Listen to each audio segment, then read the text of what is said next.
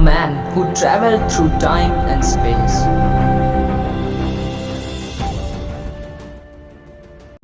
According to popular legends 1943 में US navy एक experiment पर काम कर रही थी जिसका नाम था मॉन्टॉक प्रोजेक्ट, जिसे फिलाडेल्फिया के एक बंदरगाह से कुछ दूर पर किया जाने वाला था। इस एक्सपेरिमेंट का मकसद था आइंस्टाइन की यूनिफाइड फील्ड थ्योरी को प्रैक्टिकली प्रूव करना, जिसमें एक नेवल शिप को पूरी तरह से इनविजिबल यानी गायब करना था।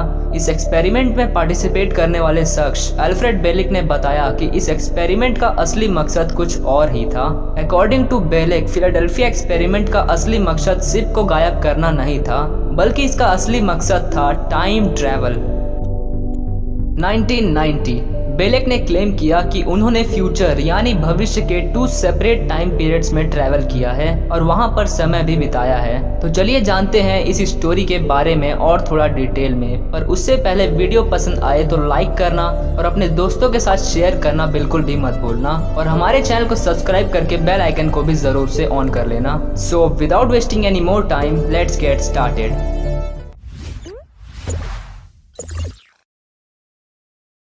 अ पेक्यूलियर चाइल्ड।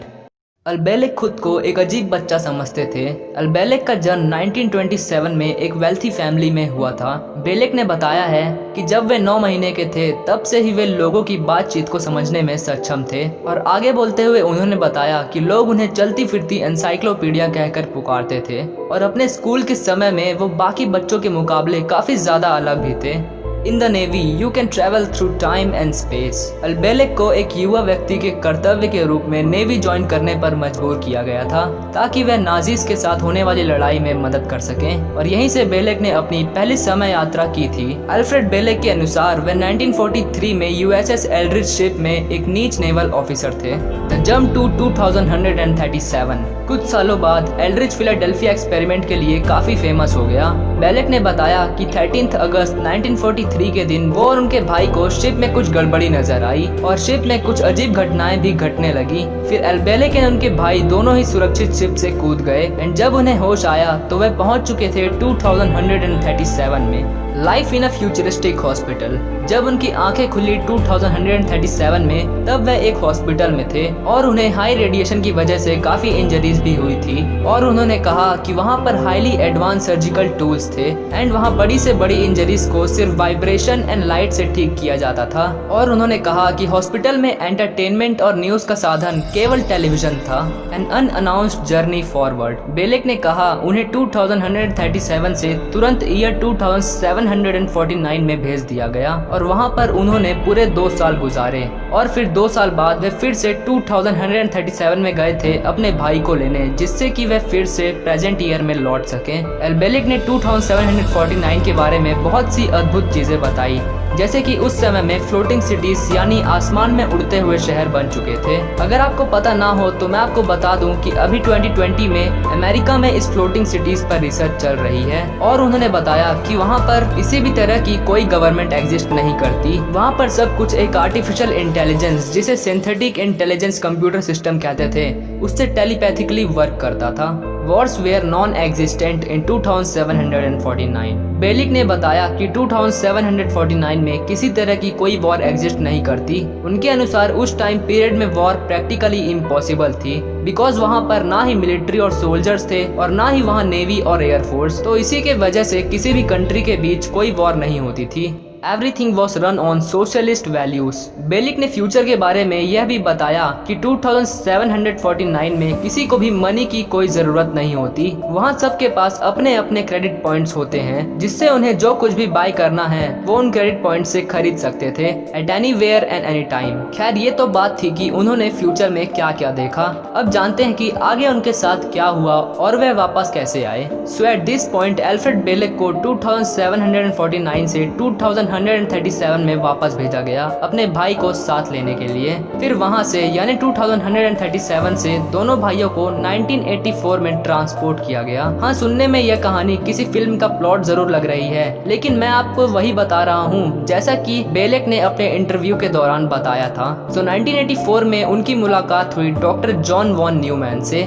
डॉक्टर न्यूमैन ने दोनों भाइयों को समझाया कि अगर आप टाइम में भटक गए हैं तो आपको अपने समय 1943 में वापस लौट जाना चाहिए और वहां जाकर आपको फिलाडेल्फिया एक्सपेरिमेंट को होने से हमेशा के लिए रोकना होगा। और फिर इसके बाद दोनों ही भाइयों ने डॉक्टर की इस बात से एग्री किया एंड अपने टाइम पीरियड में वापस लौट गए एंड अपना काम पूरा किया। नेवी के समय के बाद बेलिक ने इलेक्ट्रॉनिक्स में अपनी पढ़ाई पूरी की और उसके बाद बेलिक ने रिवील किया कि यूएस मिलिट्री एलियन टेक्नोलॉजी को अपना रही है और साथ ही वे साइकिक ऑपरेशंस पर रिसर्च कर रहे हैं। इन सब बातों के फौरन बाद बेलिक को मॉन्टॉक प्रोजेक्ट के लिए चुना गया। More journeys in time travel. Bielek ने बताया कि उन्होंने 1970s के दौरान कई टाइम ट्रेवल किए और फ्यूचर और पास्ट में जाते रहे। उन्होंने कहा कि वह 6037 में भी गए थे। वहां से वह एक रिसर्च में 1 लाख BC में कई अदर प्लैनेट्स पर भी गए थे जहां उन्हें लाइट एंड डार्क एनर्जी या कहे तो डार्क मैटर की खोज करनी थी। और उन्होंने कहा कि वह मार्स प्लैनेट पर भी गए थे और 6037 में किसी दूसरे प्लैनेट्स पर जाना ऐसा था जैसे आप साइकिल से अपने स्कूल जा रहे हो।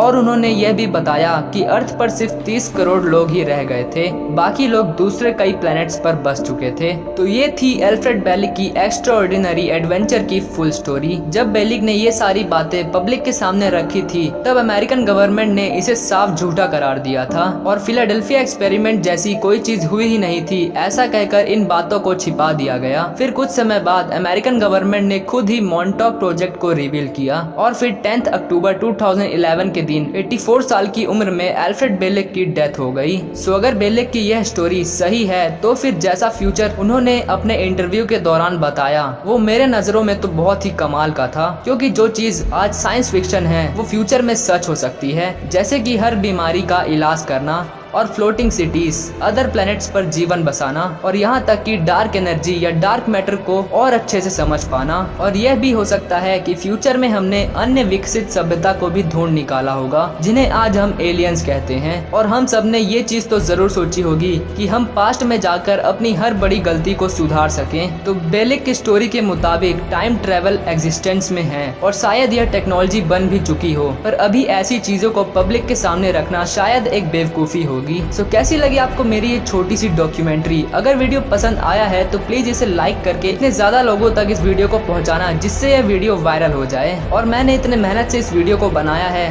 तो आप सब मुझे एक छोटा सा सपोर्ट दिखा सकते हैं हमारे चैनल को सब्सक्राइब करके, और साथ ही कमेंट्स में यह जरूर बताना कि बेलिक की ये स्टोरी आपको कैसी लगी और आप इसके बारे में क्या सोचते हैं। So thanks for watching this video. अब मैं मिलता हूँ आपको अगली अमेजिंग वीडियो के साथ। Till then goodbye and keep supporting.